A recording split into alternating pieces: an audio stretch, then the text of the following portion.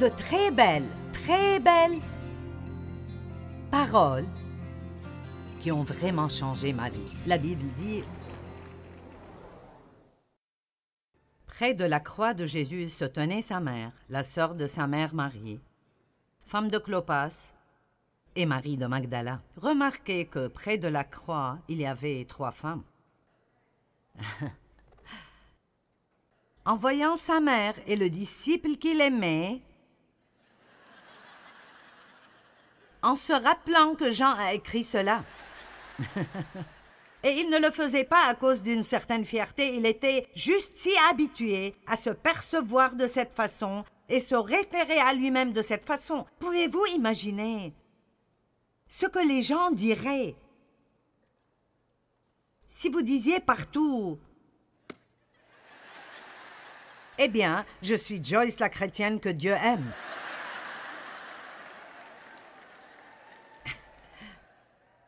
Pensez à cela. Jean 21, 15, Jésus a dit à Pierre: est-ce que tu m'aimes? Oh oui, Seigneur, tu sais que je t'aime. Il a dit: eh bien, nourris mes brebis. J'aime cela. Eh bien, si tu m'aimes, aide quelqu'un. C'est comme ça que nous prouvons notre amour pour Dieu. C'est comme ça. Ce n'est pas avec un tas de paroles, c'est en aidant quelqu'un. Amen. La deuxième fois, il a dit à Pierre: Pierre, est-ce que tu m'aimes? Oui, Seigneur, tu sais que je t'aime. Prends soin de mes agneaux. La troisième fois, Pierre, est-ce que tu m'aimes? Il essayait de marquer un point. Tu parlais à propos de combien tu m'aimes, Pierre. Mais où étais-tu quand j'avais besoin de toi? Si tu m'aimes, tu as une preuve de cela? Est-ce que tu sacrifieras assez pour faire quelque chose, pour aider quelqu'un d'autre? Ou est-ce que tu parleras de ton amour pour moi?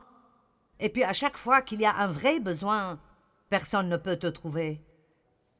Et puis il a continué en disant à Pierre: quand tu étais jeune, tu mettais toi-même ta ceinture et tu allais où tu voulais. En d'autres termes, en tant que chrétiens jeunes et immatures, nous pouvons juste vivre en faisant notre propre volonté. Mais il a dit: mais quand tu seras vieux, quand tu deviendras mature, un autre nouera ta ceinture et te mènera là où tu n'aimerais pas aller. Et la Bible dit qu'il a dit cela à Pierre pour lui indiquer quelle sorte de mort il mourrait. Et nous savons de l'histoire que Pierre a fini par être crucifié à l'envers, sur une croix. Donc il l'a prévenu en avance. Eh bien, si tu m'aimes, tu ne seras pas toujours bon. J'ai un travail que je te confie.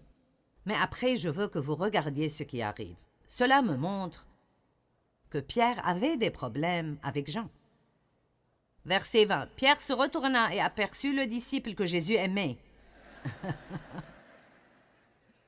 Il marchait derrière eux, celui qui, au cours du repas, s'était penché vers Jésus. Jean, alors qu'il mangeait, il se penchait, et c'était la façon traditionnelle de manger. Il s'étendait et se reposait pour manger. Et Jean, comme de coutume, s'est mis dans cette posture où il a en fait mis sa tête sur l'épaule de Jésus et...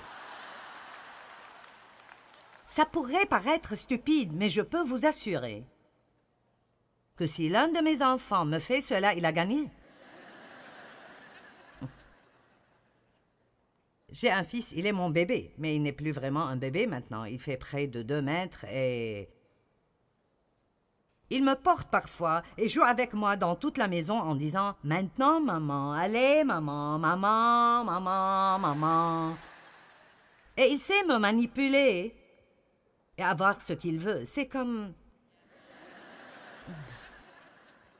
Et il me dit « Tu sais que tu m'aimes. » C'est ce qu'il me dit. « Tu sais que tu m'aimes. » Eh bien, il est confiant en notre amour pour lui, et alors il n'a pas peur de nous demander quoi que ce soit.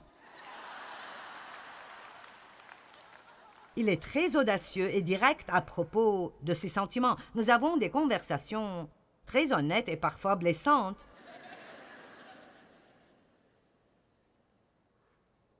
Comme quand il m'a dit que j'étais démodée et que le ministère était démodé et vraiment religieux, et si je voulais arriver aux jeunes, alors je devais changer. Aïe, aïe, aïe! Mais vous savez quoi? C'était vrai. Je devais être désireuse de changer. Oh, il m'a dit certaines choses dures, mais c'étaient les choses que j'avais besoin d'entendre. Mais je pouvais seulement l'entendre de quelqu'un que j'aimais tellement et que je savais qu'il m'aimait vraiment, vraiment beaucoup. Vous ne pouvez même pas prendre les choses difficiles que Jésus a besoin de nous dire parfois si vous ne savez pas vraiment combien il vous aime. Parce que tout ce qu'il dit n'est pas une caresse sur la tête et une tape dans le dos et un compliment. Un jour, Dieu m'a dit « Tu n'es pas heureuse parce que tu es égoïste. » Je prêchais depuis longtemps. Eh bien, je prêche sur l'amour tout le temps. Oui, mais ça ne veut absolument pas dire que vous marchez dans l'amour. J'ai dû passer les 15 années suivantes à apprendre ce que l'amour était. Et ce n'est pas juste un sermon, c'est un mode de vie. Allons maintenant, je prêche bien.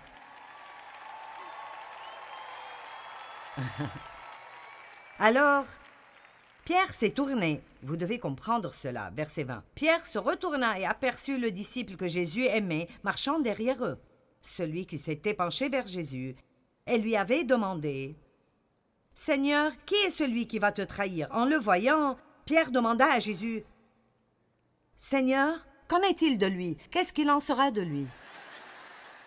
Maintenant, Pierre vient d'entendre qu'il allait mourir une mort violente et qu'il devra souffrir et faire des choses qu'il ne voulait pas faire. Et la première chose qu'il dit est « Qu'est-ce qui adviendra de lui ?» Ceci me dit qu'il y avait un peu de décalage. Allez, si vous allez devoir souffrir et qu'il y a quelqu'un que vous n'aimez pas beaucoup, vous voudrez qu'il souffre aussi.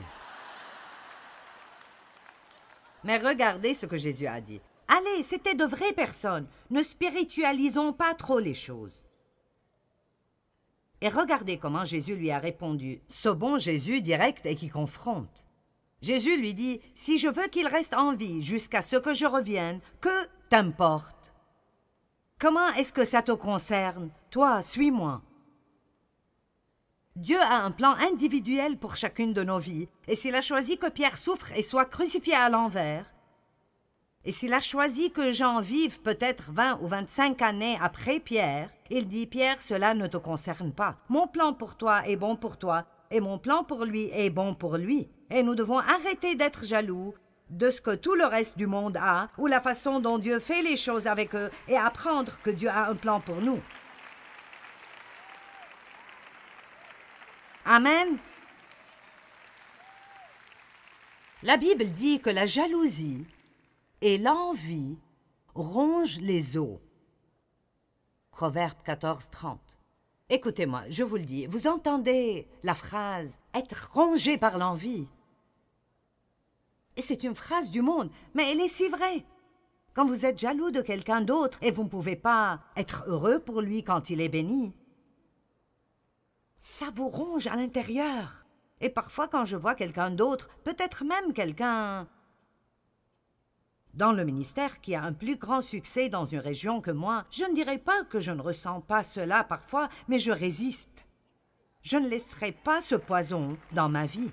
Et vous savez comment je lutte? Dieu, je te remercie parce que tu le bénis. Je suis heureuse parce que tu le bénis. Je ne sens pas que je suis heureuse à ce moment-là, mais le diable ne le saura pas. Je te remercie parce que tu le bénis. Et Seigneur, je sais, vous devez parler fort. Répondez au diable. Vous devez dire, je te remercie Seigneur parce que tu as un plan pour moi. Et mon jour viendra. Je n'aurai peut-être pas ce qu'il a, mais tu as quelque chose pour moi. Et quand ça viendra, ce sera tout aussi bien que ce que n'importe qui d'autre a. Arrêtez de rester passivement là et de laisser le diable régner.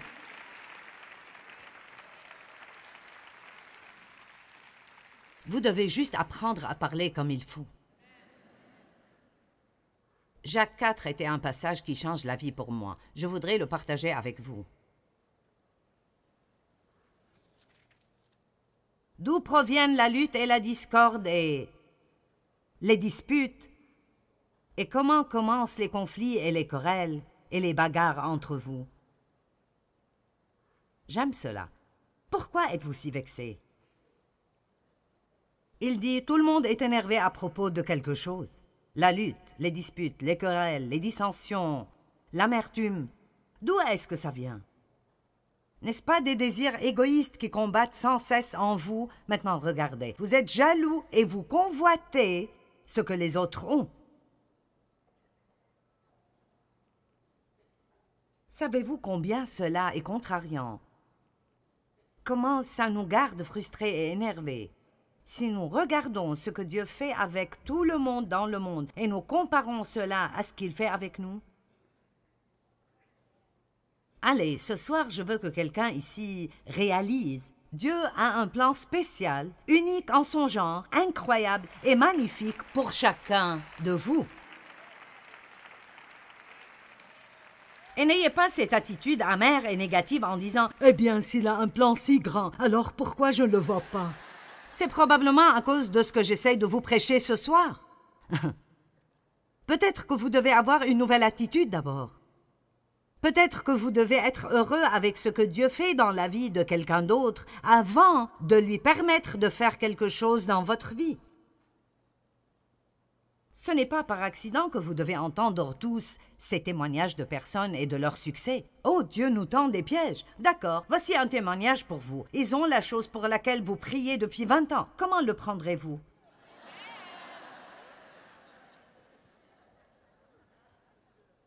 Oh, Dieu ne ferait pas cela. Si, il le ferait.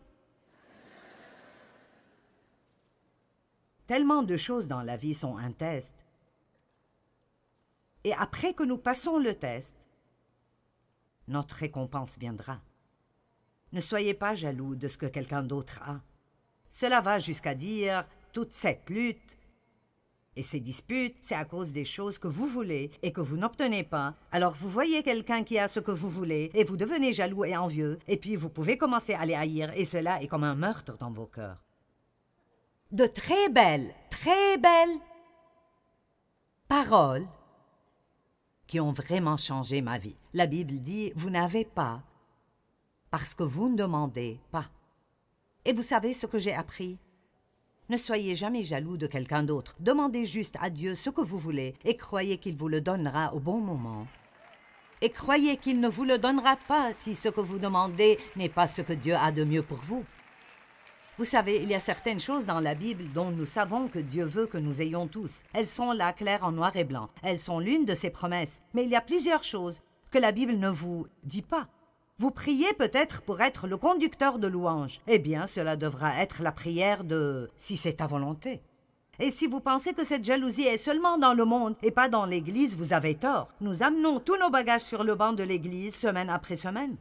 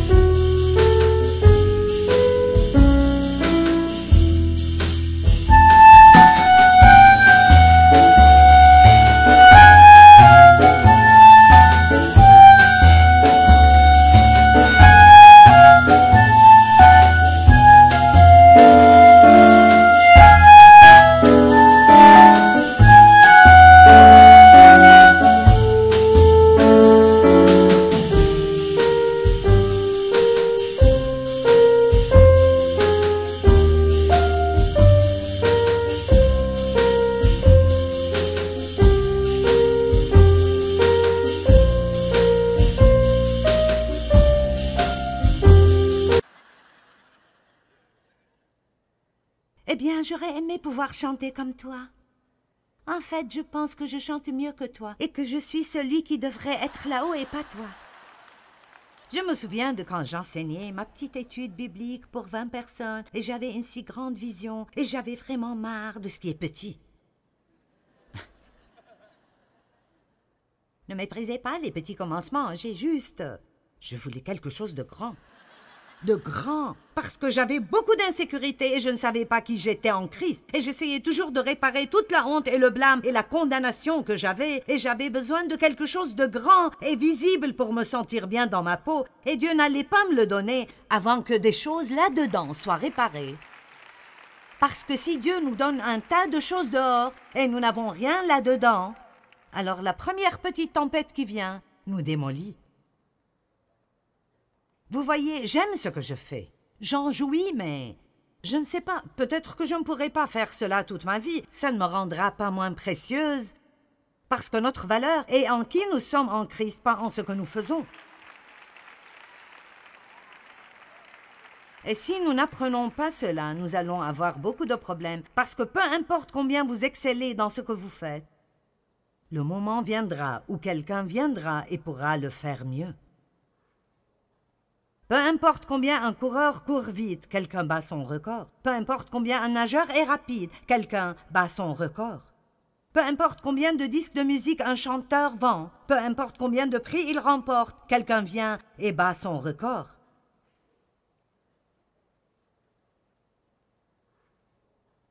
Nous devons apprendre comment aller avec les saisons de Dieu et réaliser que nous sommes tout aussi précieux dans chaque saison. Et si nous sommes assurés de ça, nous serons libérés de la jalousie et de l'envie. Nous n'aurons pas à vivre comme ça. Je crois que ça nous libérera du besoin de comparer et d'être en compétition et d'essayer d'être comme tout le reste du monde. Je crois que savoir qui vous êtes en Christ vous libère pour que vous soyez la personne précieuse et géniale que Dieu vous a créée pour être. Et vous pouvez l'être sans devoir vous excuser. Je suis différente. Je suis différente et j'aime cela. J'aime cela.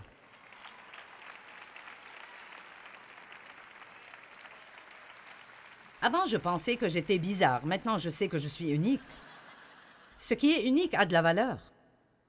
Darlene Check, la magnifique chef de louange à Hillsong, m'a dit l'année passée, elle a dit « N'aimes-tu pas cuisiner quand tu es en vacances chez toi ?» Et j'ai dit « Non. » Pourquoi voudrais-je faire cela?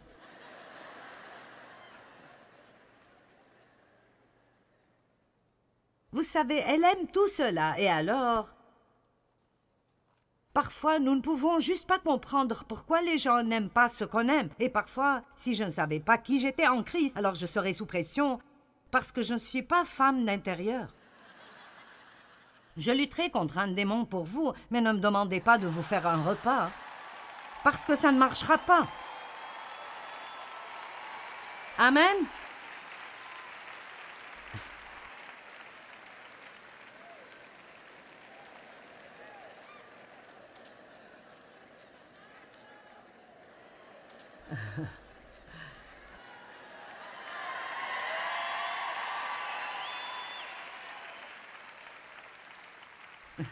La dernière fois que j'ai dit que j'allais cuisiner un repas, mes enfants m'ont dit qu'ils allaient amener l'équipe de télévision pour filmer cela.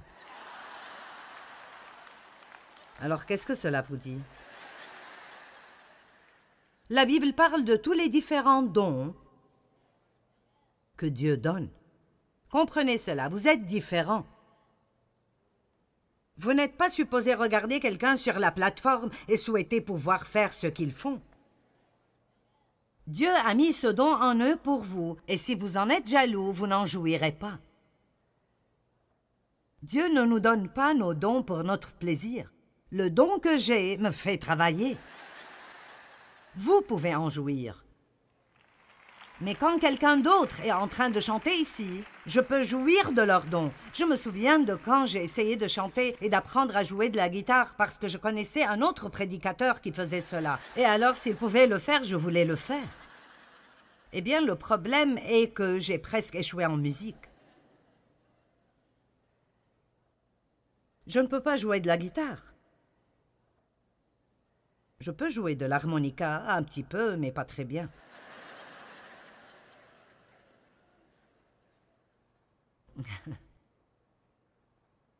Je me souviens d'avoir lu Éphésiens 4:11 dans les premiers jours de mon cheminement avec Dieu, et il y avait beaucoup de prédications à propos des dons. Et tout le monde disait « Quel est ton don? Quel est ton don? » Est-ce que quelqu'un se souvient d'être là en ce temps où c'était... Il y avait même des réunions entières pour découvrir quel était votre don spirituel. Et vous savez, je suis sûre que cela a de la valeur, mais je n'ai toujours pas découvert qui je suis. Je vais à des endroits et ils disent « Qu'est-ce que tu aimerais qu'on t'appelle, révérend, évêque, apôtre ?» Et je dis « Appelez-moi Joyce, vous savez. » C'est qui je suis. Mais je me souviens être si peu sûre de moi quand je regarde les 5 dons du ministère listés dans Éphésiens. Apôtre, prophète, évangéliste, pasteur, enseignant. Et je me souviens que quelqu'un me l'a enseigné comme ça. Apôtre, prophète, évangéliste, pasteur, enseignant. Et j'ai pensé, je ne veux pas être un petit doigt. Je vous dis juste la vérité. Je voulais être le pouce, vous savez. Et j'ai pensé que parce qu'il disait que l'enseignant était le petit doigt, ça devait être le plus petit don. Et c'est étonnant combien nous sommes ridicules parfois. Allons à Romains 12 pour 1 minute. Allez, c'est le moment pour vous de vous aimer.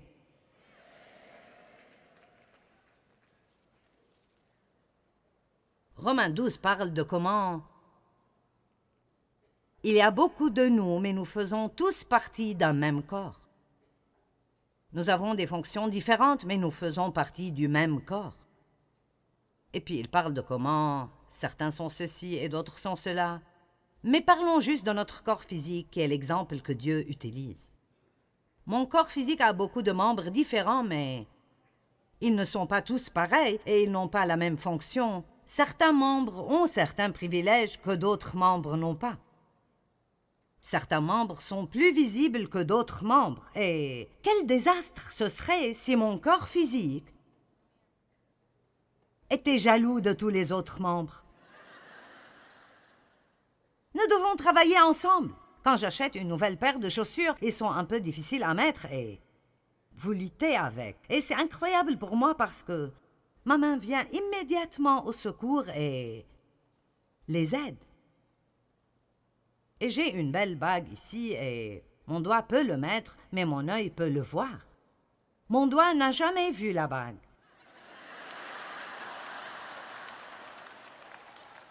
Il peut la mettre. Il peut se faire beau avec, mais toute sa vie, il ne verra jamais la bague. L'œil ne peut pas mettre la bague, mais il voit la bague. Maintenant, qu'arriverait-il si ma main disait « Je ne t'aiderai pas à mettre cette chaussure » ? Parce qu'en vérité, le fait est que je voudrais avoir des chaussures moi-même. Et ma vie entière, en tant que main, je n'ai jamais eu de chaussures. Et si tu penses que je continuerai à t'aider à mettre tes chaussures toute ma vie, tu te trompes tristement. Et si l'œil disait « Je refuse de regarder la bague », je ne vais pas regarder la bague, je veux ma propre bague, et si je ne peux pas avoir de bague, alors je refuse de regarder la bague. Et alors, c'est comme ça qu'en tant que chrétiens, nous errons à travers la vie. Et si Dieu nous donnait notre volonté, d'accord. Ah.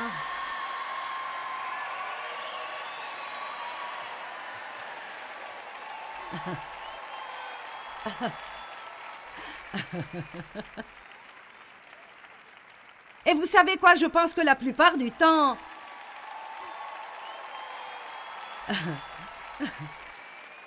nous ferions mieux d'espérer que Dieu ne nous donnera pas certaines des choses que nous demandons.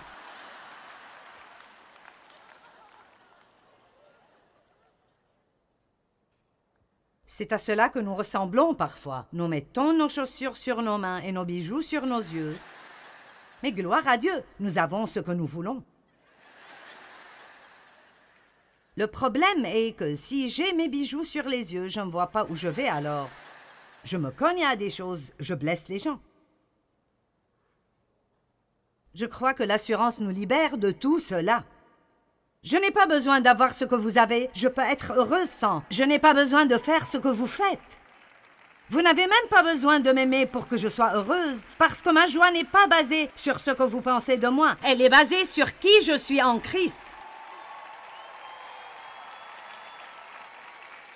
Je peux sortir et essayer quelque chose et échouer et toujours être heureuse et assurée parce que mon assurance n'est pas dans le succès, dans tout ce que j'essaye de faire. Je peux manquer Dieu, je peux penser que j'ai entendu de Dieu et en fait manquer Dieu. Et cela ne diminue toujours pas qui je suis en Christ. Je n'ai pas à agir prudemment, je peux vivre audacieusement et agressivement. Et les gens qui font cela finiront par faire de grandes choses pour Dieu.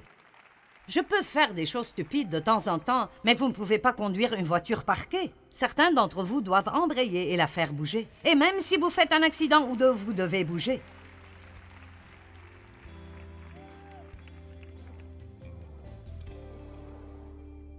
Eh bien, Dieu a définitivement un plan unique et bon pour chacun d'entre nous, et nous ne devons vraiment pas être jaloux de quelqu'un d'autre.